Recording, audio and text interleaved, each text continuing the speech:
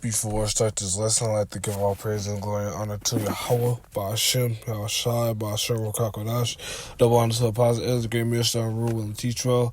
Shalom to the 144,000 men that's pushing and believing in his word in all truth and sincerity. Shalom to the men, women, and children tuning in and listening. And shalom to the Israelite foreigners scattered abroad on all four corners of the earth tuning in and listening. And shalom to the, Israelite foreigners that scattered abroad on all four corners of the earth listening. And shalom to the men, women, and children that are listening. If I didn't say that already, shalom yet again. And this video right here, this will be a quick little video. This is something I was thinking about because since we have this wisdom and this understanding, it's like we have a second life, a second wind, a second breath. And a lot of Israelites can't attain this or understand this. Actually, I go to Romans 11:7 too, because that even though our head at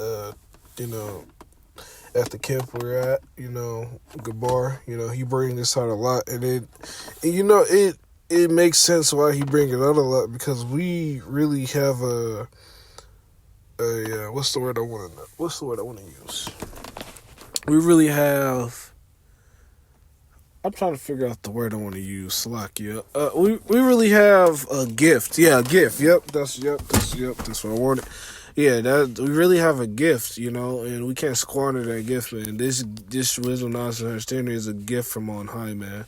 This changes your life. Even though we catch our hell in this truth, you don't always catch hell. You don't always sit up here and just catch hell, get demonized all the time, but there's times in the truth where you have periods where you're able to relax, enjoy yourself a little bit. I mean, obviously we're in captivity, so you can't never fully fucking relax or enjoy yourself, but when you hang around brothers, or even then, you might not even catch hell or anything at that moment, even though you got skeptical of it.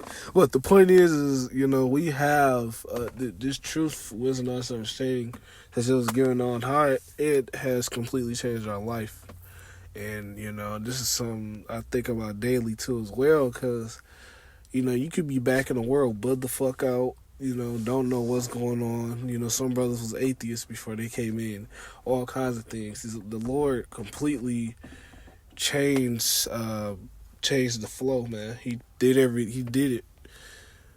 But anyway, this is Romans chapter 11 and verse 7. What then? Israel hath attained. Let me read that again. This is Romans chapter 11 and verse 7. What then? Israel hath not attained that which he seeketh for, but the election hath attained, but the rest are blinded. So the election is that 144,000 and 1/3. They have attained this. They have able to understand this. But I'm gonna read this too, verse 8, because verse 7 and 8 go hand in hand. According as it is written, Yahweh hath given them the spirit of slumber.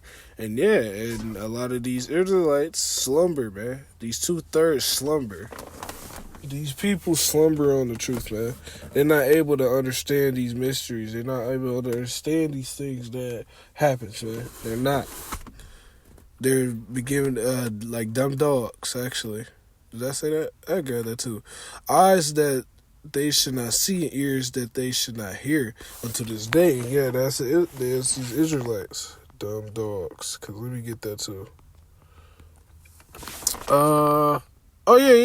Yeah, I forget that. This is Isaiah chapter 56 and verse... Where was that? Where is that? Hold on. Just Isaiah chapter 56 and verse 10. His watchmen are blind. They all are ignorant. They are dumb. They all are Salakia. They are all dumb dogs. They cannot bark, sleeping, lying down, loving to slumber. And they love to slumber. They love to give into the bullshit. They love to sit up here and not handle their business. Yeah. Like you have other Israelite groups that don't teach this word in all truth and sincerity. They do this for filthy lucre's sake. They do these for views and attention.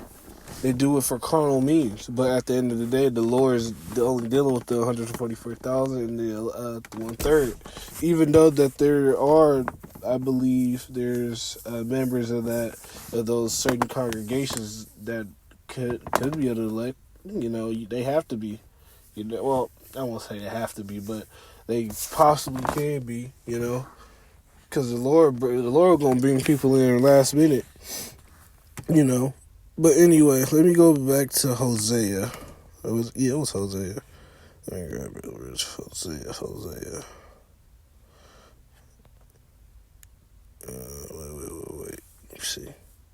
Or was it? Oh, Hosea. Yeah, okay. This is Hosea chapter 6 and verse 1. Come and let us return unto the Lord, for he hath torn, and he will heal us. He has smitten, and he will bind us up. And the Lord is going to heal us and restore us through this word, first and foremost, before we get these bodies. And then before we get these new bodies, but it also makes sense too.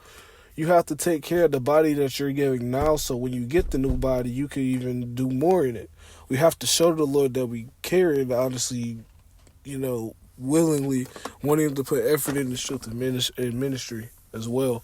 That's why I'm also thinking the Lord has completely, like I said, the Lord has completely changed the flow. Because before 1969, bro, the Lord hid himself, man. The Lord wasn't really dealing with Jake like that. I mean, he, showed a little rebellion here and there, but the Lord hasn't completely like, okay, now y'all about to start y'all about to start being prophets now. Y'all about to start being men of old. He didn't do that until 1969 with Elder Abba Bibbins, Elder High Priest Abba Bibbins. If I'm saying that wrong, please forgive me, Salakia. But yeah, Abba Bibbins was on the scene, man. He did this, man. He did it. The Lord put the Spirit on him to preach the word, to wake up the elect, and I believe that he is an elect, because what he did, he was the first one to do it. As they say, not imitation is the best form of flattery, but he's the one, man. The Lord put the Spirit on him to start this. And now from on down, we have learned through Yahushai, through Elder Abba Bibbis, we have learned this, man.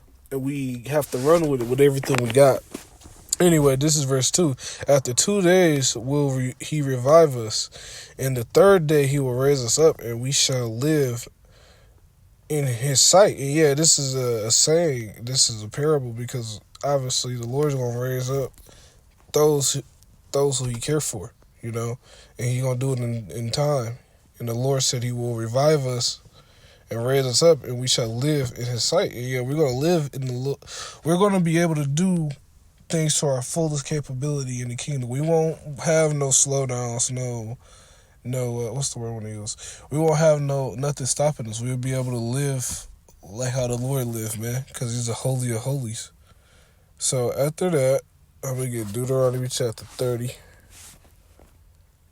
Yeah, Deuteronomy chapter 30 and verse 7. This is Deuteronomy chapter 30 and verse 7. And let me see. And the Lord thy power. Yeah, and the Lord thy power. Oh, let me read that again. This is Deuteronomy chapter 7 verse 30. Chapter 30 and verse 7. Slakia. And the Lord thy God, thy power, Yahweh, will put all these curses upon thy enemies, and put and on them that they hate thee, and which persecuted thee. Yeah, we're going to see that the Lord is going to change everything. And we're going to get this in Deuteronomy chapter 30 and verse 7 by doing what the commandments of the Lord is. We have to prophesy, teach, seek the Lord day in and day out.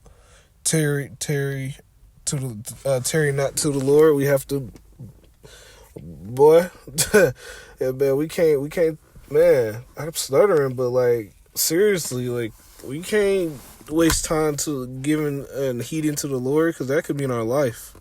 We say it, but you will. It's one thing saying it, but it's another thing living it.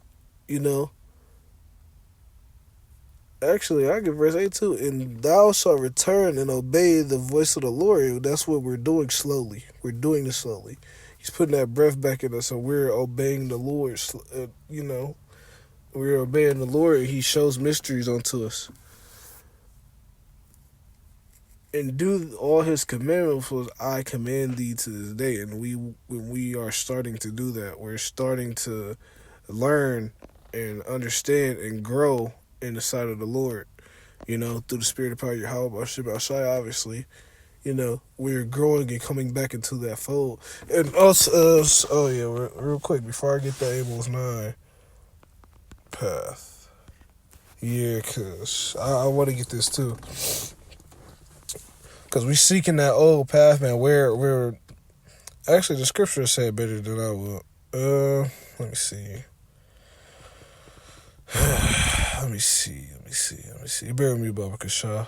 Let me see. Is it in the Old Testament or New Testament? I forgot exactly where it's at. Nothing there.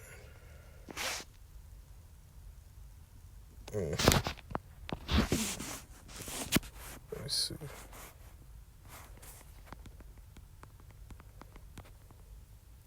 Let me see.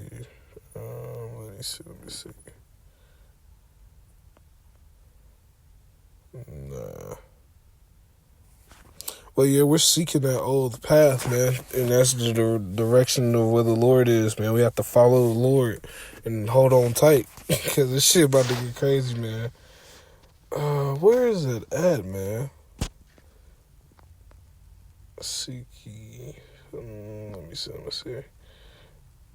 Hard watch as I find it.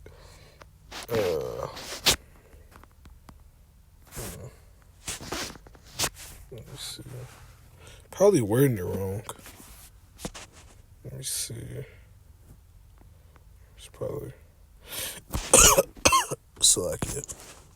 Anyway, I'm about to go back and go. Actually, I'm just go to Amos 9, man. But yeah, no, we seeking the Lord, man. Them old paths is not just following the law, statutes, commandments to the best of our ability, but believing on the Lord. And it's more than just believing.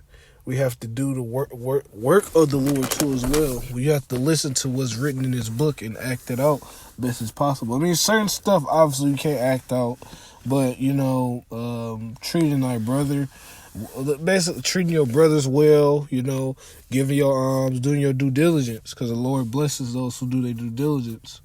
But anyway, let me see, was it Amos 9 and 11? Or Amos? Yeah, this is Amos chapter 9 and verse 11. In that day I will raise the tabernacle of David that is fallen.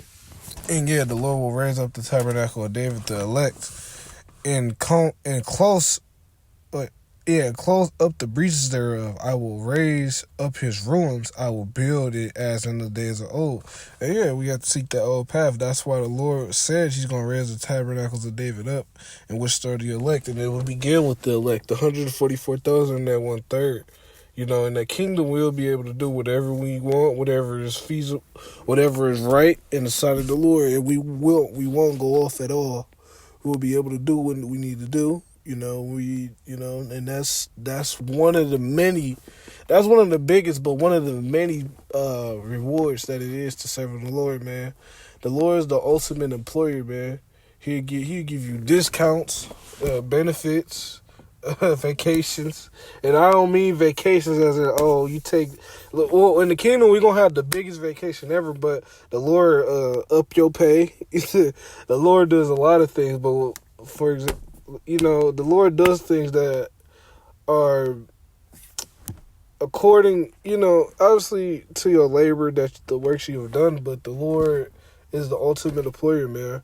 If you ain't doing good, He's gonna fire you. If you're doing good, He blesses you, even though He might put a little pressure on you, but He's gonna bless you, But yeah, I didn't want to make this long. This was just something I was just thinking about and meditating upon since I was thinking about the breath coming back in Ezekiel 37.